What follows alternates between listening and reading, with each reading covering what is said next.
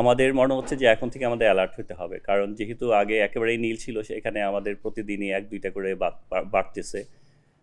আর যে স্ট্যাটিস্টিক্সটা আমাদের এখানে একটু হয়তো পুরোপুরি ফিচারটা পাওয়া যাবে না, যেহেতু আমরা এটা স্পেশালাইজড হসপিটাল। বাংলাদেশের কোনো জায়গায় বা বড় যে কোনো হসপিটালে, এমনকি প্রাইভেট হসপিটালে যদি করোনা ডিটেক্টেড হয়, তখন তো আমাদের এখানে রেফার্ড হয়ে থাকে। তো আমাদের এখানে ডেফিনিটলি সংখ্যাটা বাড়বে, কোনো সন্দেহ নেই। আর আমরা যদি এখন থেকেই সচেতন হতে পারি, হয়তো এই সংখ্যাটা অনেক কমে যাবে। আমরা জানেন যে আমরা এখন পর্যন্ত কোনো ধরনের জিনোম সিকোয়েন্স আমাদের এখানে করা হয়নি। এই জন্য still we are not sure যে what type of variant it ইস।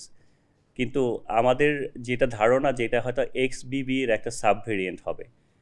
আমাদের পার্শ্ববর্তী দেশেও বা বিভিন্ন এলাকায় আপনি জানেন JN.1 এই ভ্যারিয়েন্টটা বেশ মহামারী আকারে ছড়াচ্ছে। হয়তো আমাদের যেহেতু এই সম্ভাবনাও আছে, কিংবা অন্য কোনো ভ্যারিয়েন্টও হতে পারে। আপনারা জানেন যে করোনার যা যা লক্ষণ বা যে কোনো ভাইরাল ডিজিজের লক্ষণ মোটামুটি একই রকম।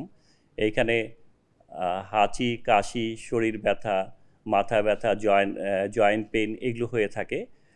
বাট অনেকের ক্ষুধামন্দ এবং উইকনেসটা খুব বেশি, এবং কারো কারো দেখা যাচ্ছে হয়তো হাঁচি কাশিও নেই, আমরা র্যাট টেস্ট করে পজিটিভ পেয়েছি কারো কারো, এরকমও রেকর্ড রয়েছে।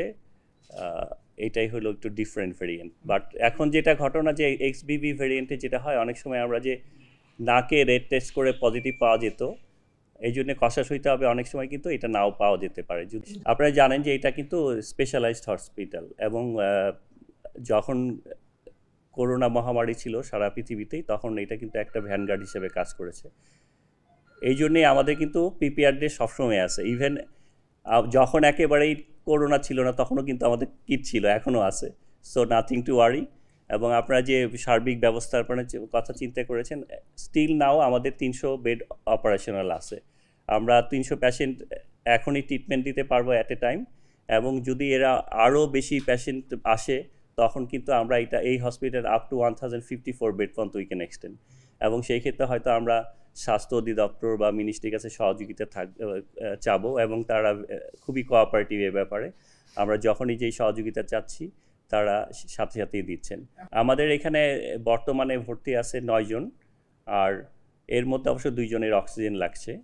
আর প্রতিদিনে আমাদের যেহেতু এটা স্পেশালাইজড হসপিটাল, আমাদের প্রতিদিন টেস্ট হয়তো 15-16টা করে হচ্ছে, কিন্তু আমাদের অনেক পেশেন্ট কিন্তু অলরেডি ডায়াগনোসড হয়ে আসতেছে। কারণ যেহেতু আপনারা জানেন যে বারডেম বা অন্যান্য private hospital, even Comilla, Noakhali থেকেও আমাদের রেফার্ড হয়ে পেশেন্ট হচ্ছে বড় বড় হসপিটাল থেকে। সেই জন্যে আমাদের যেহেতু স্পেশালাইজড হসপিটাল, অনেক পেশেন্ট ডিটেক্ট হয়ে আসে। আমি আগেই বলেছি যে আমাদের কিন্তু কিট মোটামুটি ভালো পরিমাণে মজুদ রয়েছে। আমরা কিন্তু এমনকি যখন করোনা ছিল না, তখনও সাসপেক্ট হলে আমরা টেস্ট করেছি, র্যাট টেস্ট তো করেছি অনেক সময়। আর স্বাস্থ্য অধিদপ্তরের কথা যেটা বলেছেন, আমাদের কিন্তু আজকেও তারা বেশ কিছু সংখ্যক কিট দিবেন, জাস্ট আজকেও। আপনি জানেন যে এই হসপিটাল কিন্তু একটু এক্সেপশনাল।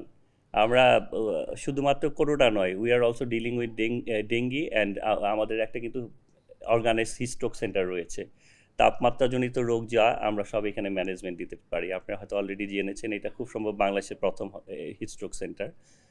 তো যেহেতু এটা স্পেশালাইজড হসপিটাল, আমরা কিন্তু যে কোনো ধরনের প্যান্ডেমিক এর জন্য রিমেন প্রিপেয়ার্ড। আপনারা হয়তো জানেন না যে আমাদের গত শীতে একটা ধারণা ছিল যে নিপা ভাইরাসের আউটব্রেক হতে পারে। আমরা কিন্তু কোনো নোটিশ ফ্রম এনি কর্নার ছাড়াই আমরা কিন্তু এখানে কনফারেন্স করেছি। We are totally prepared. কীভাবে এখনও আমরা ডেঙ্গুর জন্যও বা করোনার জন্যও সবসময় প্রিপেয়ার্ড, এবং আমাদের যথেষ্ট পর্যাপ্ত পরিমাণে বেড রয়েছে। আমি বলেছি যে আমরা আপ টু 1054 পর্যন্ত এক্সটেনশন যেতে পারি, যদি পর্যাপ্ত জনবল পাওয়া যায়। বর্তমানে আমাদের যেহেতু করোনা বা এগুলো ছিল না, আমাদের বর্তমান জনবলে আমরা 300 রুগী বেড পর্যন্ত এক্সটেন্ড করতে পারবো। এবং আমরা অলরেডি আমাদের কিন্তু 45 আইসিইউ অপারেশনাল রয়েছে, এবং কিছু রুগী কিন্তু আইসিইউতে ভর্তি রয়েছে আমাদের করোনারও। এবং ইফ নিডেড আমরা কিন্তু এই আইসিইউর সংখ্যা 212টা মতো এক্সটেন্ড করার আমাদের সরঞ্জামাদি এবং বেড রয়েছে।